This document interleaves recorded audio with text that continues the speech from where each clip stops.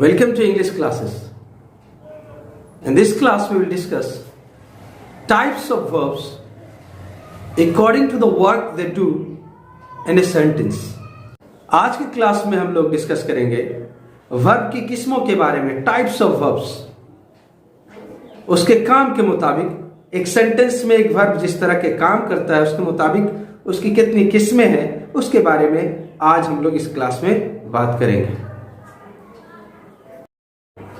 Verb और verb के types, जैसे मैं कहता हूं लोगों के दिमाग में कंफ्यूजन सा होना शुरू हो जाता है, तो घबराने की जरूरत नहीं।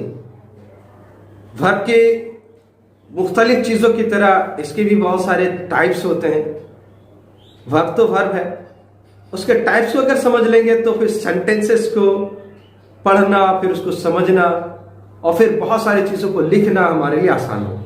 इसलिए घबराए नहीं, सिंपली टाइप्स ऑफ वर्ब को समझने की कोशिश करें। वर्ब को तीन बड़े हिस्सों में बांटेंगे। पहले एक फाइनाइट वर्ब, दूसरा नॉन फाइनाइट वर्ब और तीसरा हेल्पिंग वर्ब, जिसको ऑक्सिलरी वर्ब भी कहते हैं।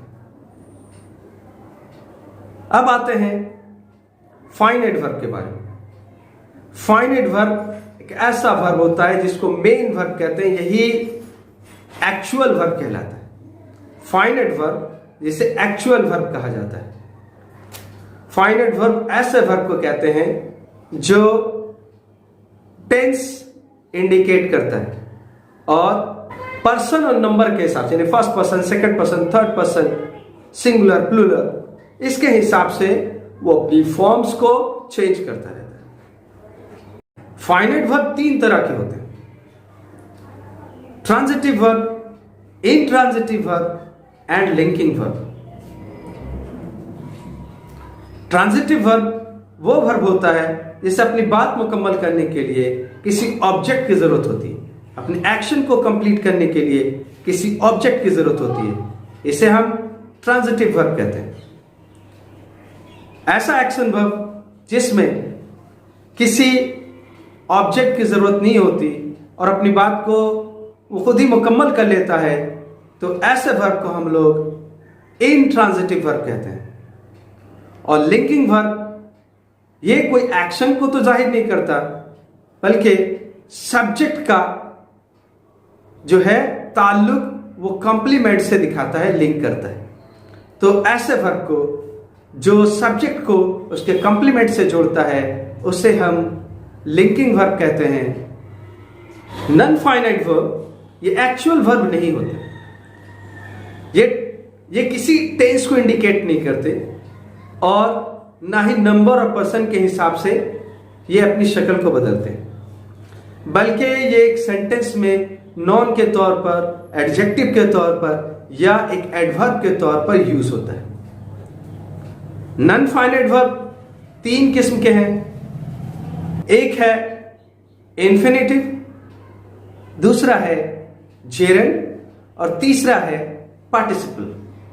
अब पार्टिसिपल भी तीन तरह के हैं। पार्टिसिपल में आता है प्रेजेंट पार्टिसिपल, पास्ट पार्टिसिपल और परफेक्ट पार्टिसिपल। इन्फिनिटिव वर्ब का बेस फॉर्म उसके साथ टू का यूज करके इस्तेमाल किया जाता है, जो एक नॉन के तौर पर एक सेंटेंस में यूज होता है। देखिए, ये वर्ब का फोर्स थोड़ा बहुत रखता है, मुकम्मल कंप्लीट फोर्स नहीं रखता।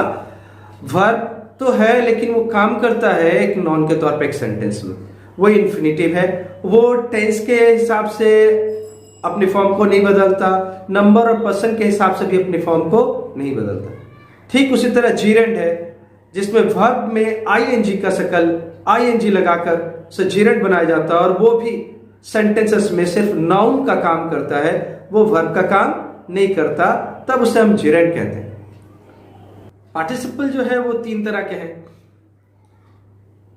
Present participle, past participle and perfect participle. ये मुख्तलिफ तरह के काम अंजाम देती है। ऐसे अगर वो अलग अकेले कोई काम अगर करती है सेंटेंसेस में, तो वो एक एडजेक्टिव का काम करती है। सबसे आखिर में अब बात करते हैं हेल्पिंग वर्ब की।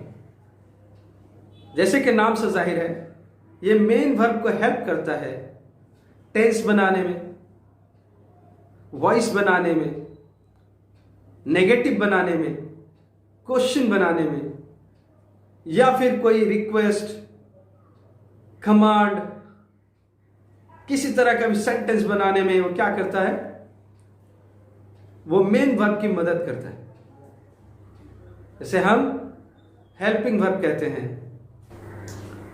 हेल्पिंग वर्ब दो तरह के हैं, एक प्राइमरी हेल्पिंग वर्ब जैसे कि is, are, am, was, were etcetera, और modal auxiliary verb. Modal verb can, could, may, might etcetera. ये सब हेल्प करते हैं मेन वर्ब को सेंटेंस बनाने में, कंप्लीट करने में। तो ये है डिफरेंट टाइप्स ऑफ वर्ब्स। हर एक वर्ब के बारे में डिटेल से बताना यहां तो मुमकिन नहीं, वीडियो काफी लंबा हो जाएगा। इसीलिए हर वर्ब के बारे में मैं अलग से एक वीडियो बनाकर आपको पेश करूंगा।